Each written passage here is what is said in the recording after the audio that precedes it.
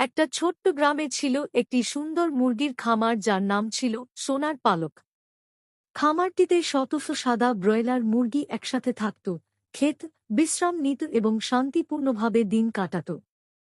তাদের মধ্যেই ছিল একটি কৌতূহলী মুরগি, নাম ছিল টিকু, যে অন্যদের মতো শুধু খাওয়া দাওয়া আর ঘুমেই সময় কাটাত না, সে খামারের পরিবেশ ও মানুষের আচরণ নিয়ে ভাবত।